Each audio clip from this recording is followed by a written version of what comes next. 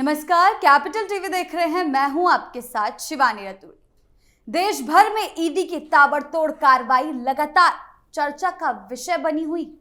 कभी बड़े कॉरपोरेट समूह जांच के दायरे में आ रहे हैं, तो कभी हाई प्रोफाइल राजनीतिक मामलों में छापेमारी और समन जारी किए जा रहे हैं।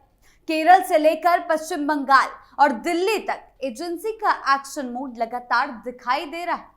रिकॉर्ड संख्या में संपत्तियों की अटैचमेंट, बढ़ती जांच और लगातार हो रही प्रवर्तन कार्रवाई ये साफ संकेत दे रही है कि ईडी इस समय अपने सबसे एक्टिव दौर में नजर आ रही है। ऐसे में एजेंसी की हर नई कार्रवाई न सिर्फ कानूनी और जांच के लिहाज से जरूरी है, बल्कि राजनीतिक और आर्थिक हलकों में भी उसकी गूंज सुनाई दे रही।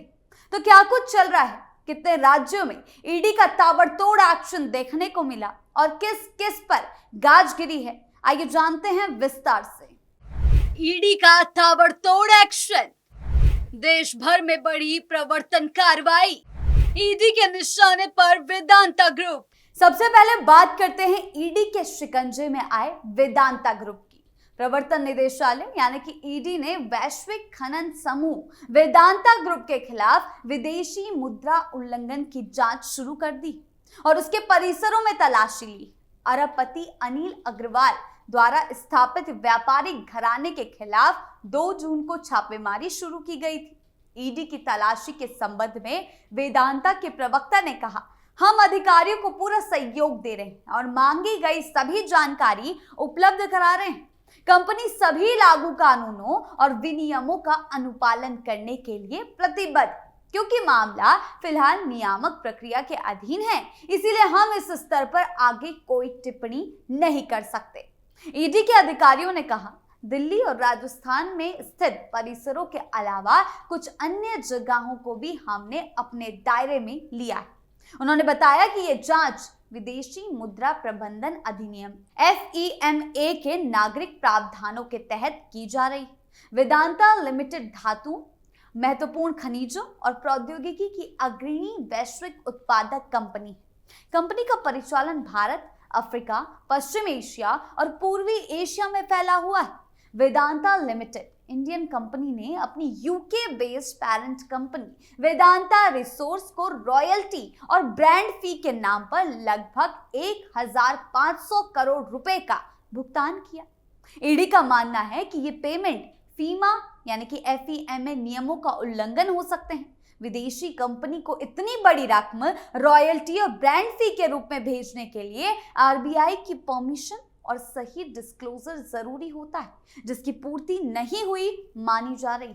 कुछ रिपोर्ट में इसे एक्सेसिव रॉयल्टी पेमेंट, बहुत ज्यादा रॉयल्टी कहा गया, जो प्रॉफिट शिफ्टिंग या फॉरेक्स नियम तोड़ने के रूप में देखा जा रहा है। बंगाल में ईडी का बड़ा एक्शन, अभिषेक बनर्जी को समन। वहीं अब बात की जाए ईडी के दूसरे बड़े एक्शन की, तो ये एक्शन बंगाल में देखने को मिला। पश्चिम बंगाल के चर्चित शिक्षक भर्ती भ्रष्टाचार मामले में ईडी ने तृणमूल कांग्रेस के राष्ट्रीय महासचिव और सांसद अभिषेक बनर्जी को समन जारी किया। ईडी के अधिकारियों ने कोलकाता के कालीघाट स्थित उनके आवास पर नोटिस लेकर पहुंचे और उन्हें 15 जून को पूछताछ के लिए उपस्थित होने का निर्देश दिया गया। ईडी सूत्रों के मुताबिक केंद्रीय एजेंसी शिक्षक भर्ती भ्रष्टाचार मामले से जुड़े कथित वित्तीय लेन देन की जांच कर रही। जांच के दौरान लिप्स एंड बाउंड्स नामक संस्था से संबंधित कुछ वित्तीय जानकारी सामने आई, जिनके आधार पर एजेंसी अभिषेक बनर्जी से पूछताछ करना चाहती। सूत्रों का कहना है कि ईडी की टीम सबसे पहले शांति निकेतन पहुंची थी, लेकिन वहां अभिषेक बनर्जी नहीं मिले। इसके बाद अधिकारी कालीघाट रोड स्थित उनके आवास पर पहुंचे। उस समय अभिषेक बनर्जी घर पर मौजूद नहीं थे और बताया गया कि वो पार्टी प्रमुख और एवं पश्चिम बंगाल की पूर्व मुख्यमंत्री ममता बनर्जी द्वारा बुलाई गई बैठक में शामिल होने गए थे। क्या अभिषेक बनर्जी होंगे गिरफ्तार? काफी देर इंतजार के बाद अभिषेक बनर्जी के कार्यालय के एक प्रतिनिधि ने ईडी का समन स्वीकार किया। सूत्रों के मुताबिक एजेंसी को कुछ ऐसे वित्तीय लेन देन की जानकारी मिली है जिनकी जांच की जा रही और इसी सिलसिले में अभिषेक बनर्जी को पूछताछ के लिए बुलाया गया। अभिषेक बनर्जी से होगी पूछताछ। बताया जा रहा है कि शिक्षक भर्ती मामले की जांच के दौरान ईडी को कुछ नई जानकारियां प्राप्त हुई है और इन्हीं जानकारियों के आधार पर केंद्रीय एजेंसी अब मामले के वित्तीय पहलुओं की पड़ताल कर रही है। जांच एजेंसी का मानना है कि इस संबंध में अभिषेक बनर्जी से पूछताछ जरूरी है और आवश्यक हो सकती है। पहले पूछताछ कर चुकी है सीबीआई। गौरतलब है कि इससे पहले भी इस मामले में सीबीआई अभिषेक बनर्जी से पूछताछ कर चुकी। अब ईडी ने उसी जांच से जुड़े वित्तीय पहलुओं को आधार बनाते हुए उन्हें समन जारी किया। दिल्ली और कोलकाता के अधिकारियों की संयुक्त टीम ने ये नोटिस भेजा। अब निगाहें 15 जून पर टिकी हैं, जब अभिषेक बनर्जी के ईडी के समक्ष पेश होने की संभावना है।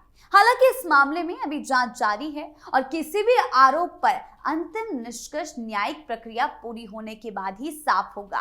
लेकिन इतना तय है कि अभिषेक बनर्जी पर ईडी की बड़ी गाज गिर चुकी है। पश्चिम बंगाल विधानसभा चुनाव 2026 के बाद शुरू हुआ तृणमूल कांग्रेस में कोहराम बंद होने का नाम नहीं ले रहा। एक तरफ जहां पार्टी के अंदर चल रही ऐतिहासिक बगावत को विधानसभा के स्तर पर आधिकारिक मान्यता मिल गई है, वहीं दूसरी तरफ प्रशासनिक मोर्चे पर भी ममता बनर्जी को अब तक का सबसे बड़ा झटका लगा है। तृणमूल कांग्रेस के सबसे कद्दावर, प्रभावशाली और ममता बनर्जी के सबसे करीबी नेताओं में शुमार कोलकाता नगर निगम के मेयर पद से इस्तीफा दे दिया है। वहीं दूसरी तरफ बंगाल की सुवेंदु सरकार और केंद्रीय जांच एजेंसी ईडी ने भतीजे अभिषेक बनर्जी का पुराना फाइल खोलना शुरू कर दिया। केरल में ईडी की बड़ी रेड, 10 से 12 ठिकानों पर छापेमारी। उन पर किसी भी वक्त बड़ी गाज गिर सकती है, क्योंकि ईडी पूछताछ के लिए अभिषेक बनर्जी की जांच पड़ताल में जुट गई है। वहीं बात करें केरल की, तो केरल में भी 27 मई को 10 से 12 जगहों पर एक साथ छापेमारी की गई। पूर्व सीएम पिनाराई विजयन के 2 आवास, तिरुवनंतपुरम, बेकरी जंक्शन, किराए का घर और कन्नूर, और उनकी बेटी टी वीणा का ठिकाना एक्सोलिक सॉल्यूशन से जुड़ा। दामाद पीए मोहम्मद रियाज जो पूर्व मंत्री हैं, उनके आवास पर, और CMRL Cochin mineral and retail limited company के प्रमोटर्स SN सासीधरन कथा और उनके बेटे सरन S काथा के ठिकाने पर कार्रवाई हुई। कंपनी के ऑफिस, मामला क्या है आपको बता दें, CMRL पे ऑफ मनी लॉन्ड्रिंग केस। आरोप है कि CMRL कंपनी ने टी वीणा की कंपनी एक्सोलॉजिक सॉल्यूशन को 2017 से 21 के बीच 1.72 करोड़ रुपए का भुगतान किया। आरोप है कि ये पैसा बिना कोई सेवा के दिया गया और फिक्टियस पेमेंट की गई, किकबैक दिया गया। ईडी इसको मनी लॉन्ड्रिंग PMLA का मामला मान रही है। ये केस 2019 के इनकम टैक्स रेट से शुरू हुआ था। छापेमारी के दौरान क्या हुआ? ईडी अधिकारियों की गाड़ियों पर CPIM कार्यकर्ताओं ने हमला भी किया जब ईडी पूछताछ के लिए जा रही थी। गाड़ियों के शीशे तोड़े गए, पथराव हुआ, ईडी अधिकारियों और ड्राइवरों को चोटें आई। ईडी ने हमले के मामले में FIR दर्ज करने की बात तक कही थी। ईडी इन दिनों बेहद एक्टिव है। 2025 से 26 में ईडी ने रिकॉर्ड 712 प्रोविजनल अटैचमेंट ऑर्डर्स जारी किए हैं। 81,422 करोड़ रुपए की संपत्तियां अटैच की हैं। पिछले साल से 171% ज्यादा है। जो कुल PMLA की बात करें तो PMLA के तहत अब तक 1.45 लाख करोड़ रुपए से ज्यादा संपत्ति अटैच और फ्रीज की जा चुकी है। प्रवर्तन निदेशालय की बढ़ती एक्टिवनेस का असर देश में भ्रष्टाचार और घोटालों के मामलों पर देखने को मिल रहा है। जब किसी बड़ी जांच एजेंसी द्वारा लगातार कार्रवाई की जाती है तो गलत काम करने वाले लोगों में कानून का डर पैदा होता है। पिछले कुछ सालों में ईडी ने कई बड़े आर्थिक अपराधों, मनी लॉन्ड्रिंग और भ्रष्टाचार से जुड़े मामलों की जांच की। इन कार्रवाइयों के कारण यह संदेश गया कि अगर कोई व्यक्ति सरकारी धन का दुरुपयोग करेगा या अवैध तरीके से संपत्ति बनाता है तो उसके खिलाफ जांच हो सकती है। ये नहीं देखा जा रहा कि कौन किस पद पर बैठा है। इससे सरकारी संस्थानों और सार्वजनिक जीवन में पारदर्शिता आती है, जवाबदेही को बढ़ावा मिलता है। कई मामलों में जांच के बाद अवैध संपत्तियां जब्त की गई, दोषियों के खिलाफ कानूनी कार्रवाई की गई, जिससे लोगों का विश्वास कानून व्यवस्था में मजबूत हुआ है। ईडी की कार्रवाई का एक महत्वपूर्ण पहलू ये भी है कि इसकी जांच की पहुंच बहुत प्रभावशाली और बड़े बड़े राजनीतिक नेताओं तक भी देखने को मिली है, चाहे बंगाल की बात हो या केरल की या और जगह भी, पंजाब में भी देखने को मिला था।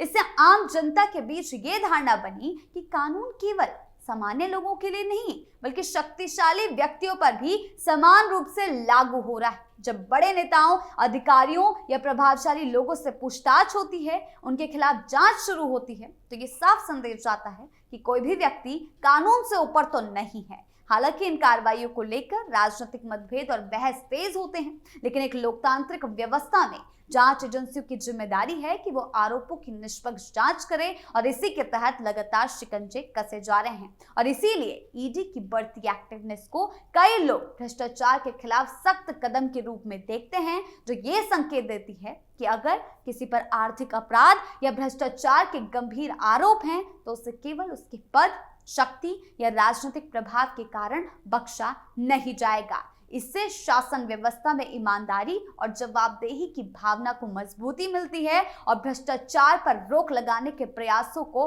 और ज्यादा बल मिलता है। आपकी इन मामलों को लेकर क्या राय है, हमें कमेंट सेक्शन में जरूर बताएं। वीडियो को लाइक करें, शेयर करें और चैनल को सब्सक्राइब करना ना भूलें। धन्यवाद।